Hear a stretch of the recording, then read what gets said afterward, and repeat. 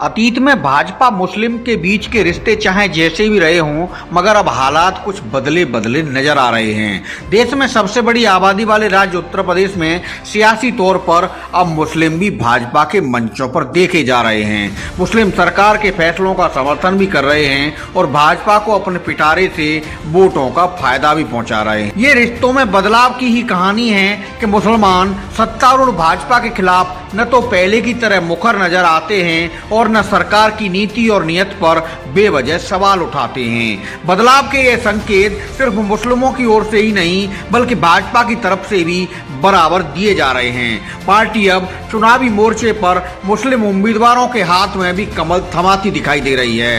हाल में संपन्न हुए चुनावों में भाजपा ने ठीक ठाक संख्या में मुस्लिम चेहरों को टिकट देकर पार्टी का नया रूप रंग सामने रखा है, जिसमें सब टिकट पाते हैं और सब वोट बरसाते हैं। यूपी में मुस्लिम पसमानदा समाज ने जिस तरह से जय भाजपा के शोर उठाए हैं, यह सच्चाई किसी से छिपी नहीं है। रामपुर हो या बरेली या फिर राज्य के दूसरे हिस्से, पसमानदा समाज के भगवा रंग में रंगे कार्यक्रमों में मुस्लिमों की अच्छी खासी संख्या जुड़ती देखी गई है। योगी सरकार में अल्पसंख्यक कल्याण राज्य मंत्री दानिश आजाद अंसारी की मौजूदगी ऐसे कार्यक्रमों में जब भी रही तो वह सामने मौजूद भीड़ का जोश देखकर खासे उत्साहित नजर आई। सबका साथ, सबका विकास और सबके विश्वास की अवधारणा पर काम कर रही यूपी की योगी आदित्यनाथ सरकार सरकारी स्कूलों में शिक्षा का स्तर सुधारने की दिशा में तेजी से काम कर रही है, तो उसका फोकस मदरसों की व्यवस्था भी सुधारने पर है। मदरसों की पूरी स्थिति सामने लाने के लिए सरकार ने राज्य के सभी 75 जिलों में पिछले साल सर्वे कराया था। राष्ट्रीय बाल संरक्षण आयोग की अपेक्षा के अनुरूप सर्वे में यह देखा गया कि मदरसे में पढ़ने वाले छात्र छात्राओं को बुनियादी सुविधाएं मिल रही हैं अथवा नहीं। इस क्रम में प्रदेश के सभी गैर मान्यता प्राप्त मदरसों में पाठ्यक्रम भी खंगाला गया था।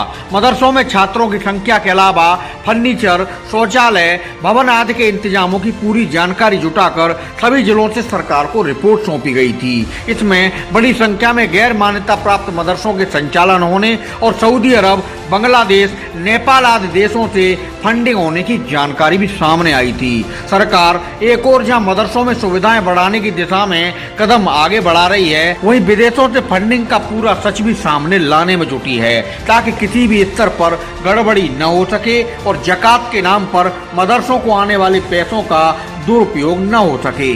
जाहिर सी बात है, मदरसों का भी पूरा सिस्टम पारदर्शी होगा तो किसी तरह के सवाल भी नहीं उठेंगे, जो कि पहले हमेशा उठते रहे हैं। को यूपी के अल्पसंख्यक कल्याण मंत्री धर्मपाल सिंह कहते हैं कि सरकार की मंशा साफ है कि अल्पसंख्यक बच्चे भी बेहतर शिक्षा ग्रहण करें, उन्हें आधुनिक शिक्षा मिले और वे भी डॉक्टर, वकील, IAS और IPS बने। मदरसा सर्वे पर सिर्फ वही सवाल उठाते हैं जो अल्पसंख्यक बच्चों का विकास नहीं चाहते। ऐसे लोग बच्चों को सिर्फ मौलवी बनाने की सोच रखते हैं। मदरसों की सर्वे पर वो लोग सवाल उठा रहे हैं जो गरीब मुसलमानों के विरोधी हैं। वो नहीं चाहते गरीब मुसलमानों के बच्चे मदरसों में पढ़ें, उनको IAS, IPS, इंजीनियर, डॉक्टर बनाया जाए। वो मात्र मौलवी बनाना चाहते हैं। मौलवी बनाकर उन्हें अपने हिसाब से मोल्ड करने का काम करेंगे। भारतीय जनता पार्टी ने निश्चित रूप से ये तय किया है। देश के प्रधानमंत्री माननीय नरेंद्र मोदी जी ने कहा था, मुस्लिम समाज के गरीब बच्चों के हाथ में एक हाथ में लैपटॉप होगा तो एक हाथ में कुरान होगा। माननीय उत्तर प्रदेश के मुख्यमंत्री योगी आदित्यनाथ जी अवेयरनेस इस विषय को लागू करने के लिए काम कर रहे हैं। हमने मदरसों की सर्वे इसलिए कराई है कि हम उन्हें बेहतर शिक्षा दें।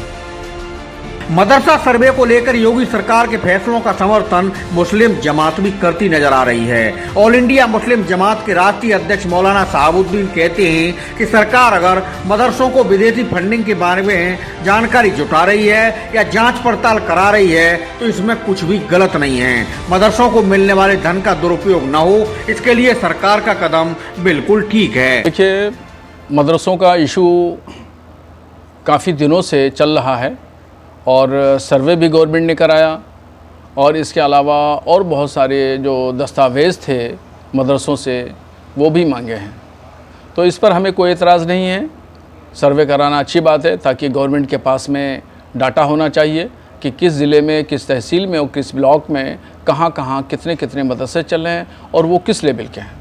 तैतानिया, फ़ौक़ानिया, आलिया, उच्च आलिया के दर्जात के मदरसे कहाँ कहाँ चल रहे हैं, इसकी जानकारी गवर्नमेंट के पास में होना चाहिए। और ये तो देर से कराया गया सर्वे है, इनको बहुत पहले से ऐसी जानकारी रहना चाहिए। अल्पसंख्यक विभाग की ज़िम्मेदारी है कि वो तमाम चीज़ों की जानकारी रखे, मगर अल्पसंख्यक विभाग सही से काम नहीं करता है और उसके जो अधिकारी हैं, ज़िला स्तरीय अधिकारी, ये लोग जो हैं वो साठगांठ रखते हैं। इस साठगांठ की वजह से बहुत सही से संचालन नहीं हो पाता और वो अपने मतलब बरारी, मतलब वसूली करने के लिए काम जो है वो करते रहते हैं। खैर, जहाँ तक फ़ंडिंग की बात है तो इस सिलसिले में बिल्कुल दुरुस्त है, फ़ंडिंग की जानकारी होना चाहिए और कहाँ कहाँ से मदरसों के पास में पैसा आ रहा है और उस पैसे का इस्तेमाल कहीं गलत तो नहीं हो रहा है, इसकी जांच बेशक हो जाए तो इसमें भी दूध का दूध, पानी का पानी हो जाएगा। इसलिए कि कौम अगर पैसे दे रही है एजुकेशन पर, मदरसों में जो स्टूडेंट्स पढ़ते हैं, तलबा पढ़ते हैं, उन तलबा के रख रखाव पर, उनके ड्रेस हैं, उनकी किताबें हैं, मेडिकल ख़र्चा है, इन तमाम चीज़ों पर लोग ज़कात, सदका, फ़ितरा मदरसों में देते हैं और उनके ज़कात से ये पैसा इस्तेमाल मदरसों में होता है। तो ये ठीक है कि इसका इस्तेमाल कहाँ हो रहा है और कहीं गलत तो नहीं हो रहा है, तो इसकी जानकारी जो हुकूमत ने फ़ैसला किया है तो दुरुस्त फ़ैसला है और इसमें कोई फ़ंडिंग के ताल्लुक़ से कोई हर्ज की बात नहीं है।